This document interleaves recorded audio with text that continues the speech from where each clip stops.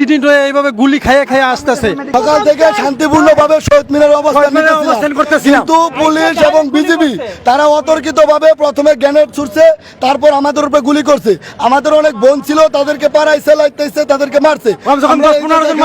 এই যে আমরা যখন লাভ দিয়ে পার হয়েছি তখন আমাদের অবস্থা দেখেন। আমরা শহীদ মিনারের অবস্থান নিব এবং এই দেশকে আমরা মুক্ত করে ছাড়বো।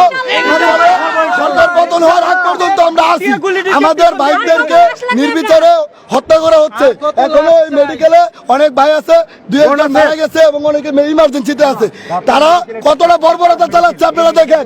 এই মেডিকেল কলেজ, ঢাকা মেডিকেল কলেজের সামনে এসে তারা আপনার হামলা করতেছে, গুলি করতেছে নির্বিচারে।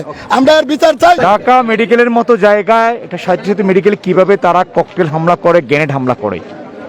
এখানে তো সন্ত্রাস না। এখানে আমরা ডক্টর যারা আছি, তারা স্টুডেন্ট আছে, ইন্টার্ন ছেলেপেলে আছে, আমাদের প্রফেসররা আছে, সিনিয়ররা আছেন। আমরা কোথায় আছি? কেন, কি জন্য আমাদেরকে এখানে এই জায়গা তো পারে না তারা হামলা করতে? এই জায়গা হামলা করার তারা কোনো রাইট নাই। এই মানুষ কাকে বলবেন আপনি?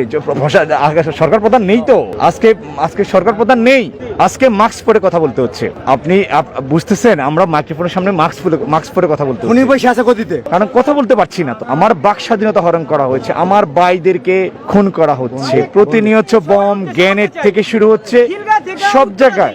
মমতা থেকে এই পর্যন্ত আসতে গিয়ে আমার পকেট থেকে শুরু করে, আমার মোবাইল থেকে শুরু করে সবকিছু তারা চেক করেছে।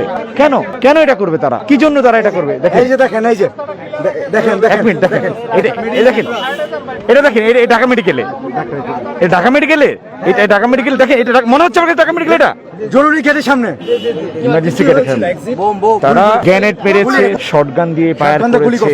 ইভেন শুধু পুলিশ না তো, সাথে কারফিউর ভিতরে কিভাবে ছাত্রলীগ মাঠে নামে। কারফিউ চলছে। কারফিউ মানে কি?